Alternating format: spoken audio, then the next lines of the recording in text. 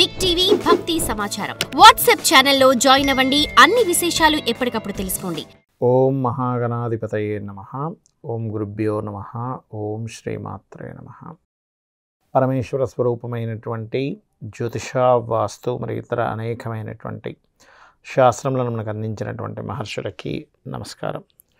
హయగ్రీవ హయగ్రీవ హయగ్రీవేతి యోపదేత్ తస్య నిస్సరతే వాణి జనుగన్యా ప్రవాహవత్. అరుణాం కరుణాతరంగితాక్షీం ధృతపాశాంకుశపుష్పబాణచాపాం అనిమాదిభిరావృతాం మయూకైః అహమిత్యేవ విభావయే భవానీం. శ్రీమాత్రే నమః.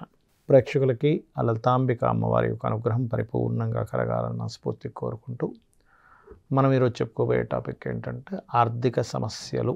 ఆర్థిక సమస్యలు వచ్చాయనగా అందరూ చేసేది ఏంటంటే లక్ష్మీదేవి పూజ చేసుకుందాం.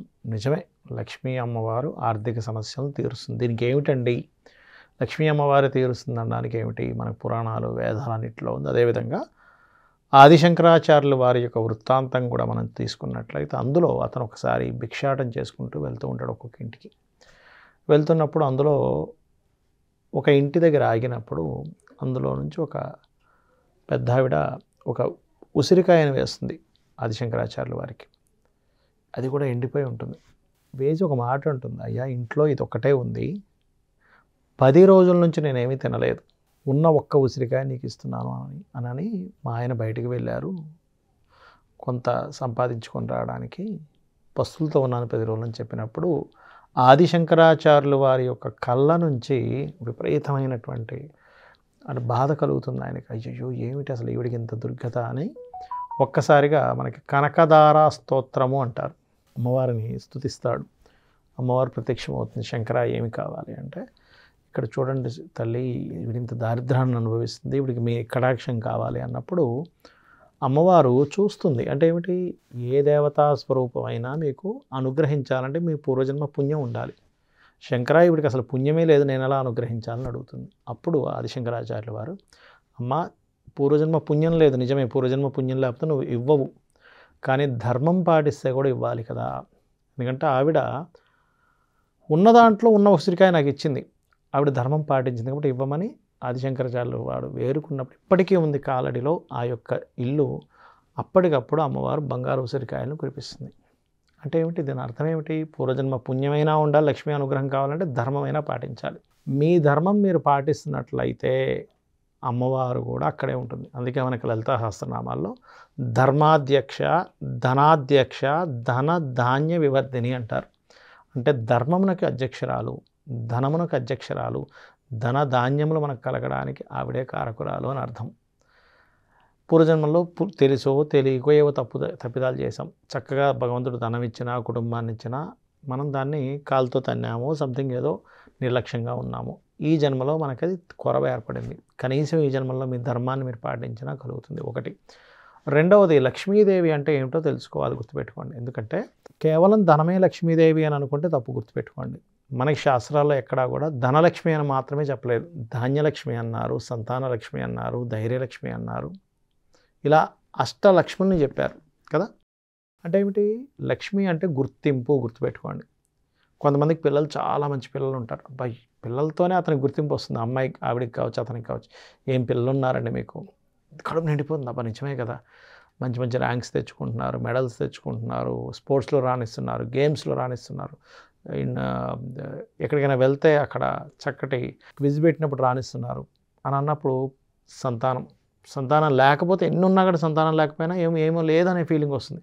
అందుకే సంతాన లక్ష్మి. ధైర్యం, ఏం డేరింగ్ చేశాడండి, నిజంగా డేరింగ్ అంటే డేరింగ్ అంటాం, అది కూడా లక్ష్మి. అదేవిధంగా మనకి సరస్వతీదేవి కూడా లక్ష్మీ స్వరూపమే. ఎందుకంటే మనకు తెలివితేటలు ఉంటే మనం ఏదైనా చేయగలం. అలా మనకి మొట్టమొదటిగా తెలియాల్సింది ఏమిటంటే లక్ష్మీదేవి అంటే కేవలం ధనాన్ని మాత్రమే ఇచ్చేది లక్ష్మి కాదు, మీకు గుర్తింపుని ఇచ్చేది లక్ష్మి అని గుర్తుపెట్టుకోండి. గుర్తింపు ఏ ఏ రూపాల్లో వస్తుందో మీరు అర్థం చేసుకోవాలి. మీకు మొట్టమొదటిగా ధనప్రాప్తి కలగాలి అంటే, ఇప్పుడు చూడండి, ఒక హోటల్ పెట్టారు ఎవరో, ఆ హోటల్లో ఫుడ్ చాలా బాగుంది అనుకోండి, మనతో పాటు మన ఫ్రెండ్స్ని కూడా తీసుకెళ్తాం, అక్కడ ఫుడ్ భలే ఉంటుంది చూడండి. ఎందుకు? అబ్బా మంచి ఫుడ్ తినిపించేవని మీకు గుర్తింపు రావడానికి. అక్కడ భలే ఫుడ్ ఉందని ఆ వ్యక్తికి తెలియాలని. అంతేగాని దరిద్రమైన హోటల్ ఉందనుకోండి, అక్కడికి వెళ్ళాం ఫుడ్ బాగాలేదు, ఎవరైనా వెళ్తానంటే కూడా వద్దురా అక్కడ ఫుడ్ బాగాలేదు ఇంకో దగ్గరికి వెళ్దామంటాం. అంటే ఏమిటి?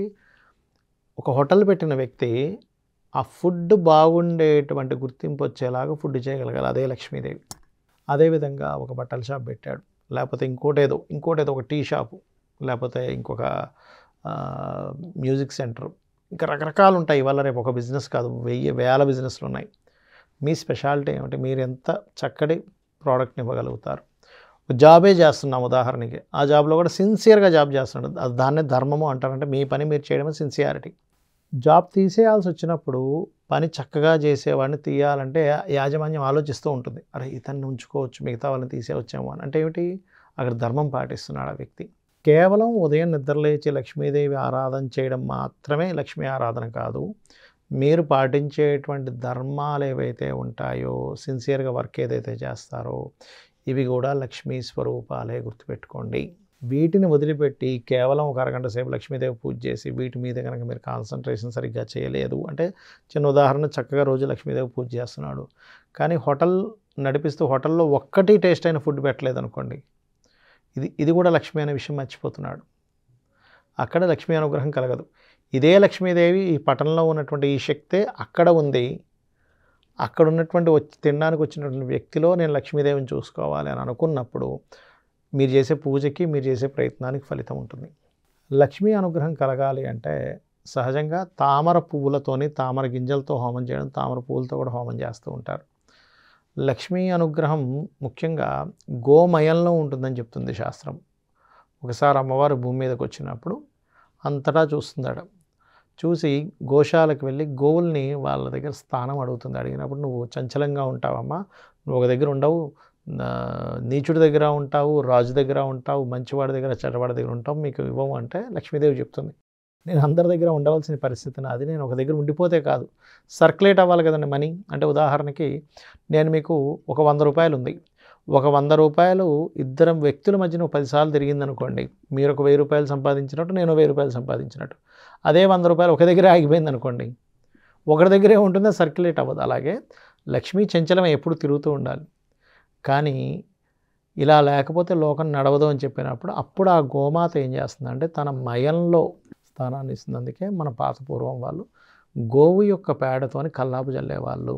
ఏదైనా లక్ష్మీదేవి పూజ చేసేటప్పుడు దేశీవాలి గోవు యొక్క మయాన్ని కొంచెమైనా సరే ఆ పూజ గదిలో పెట్టమంటారు, ఎందుకంటే లక్ష్మీ స్వరూపంగా చెప్తూ ఉంటారు.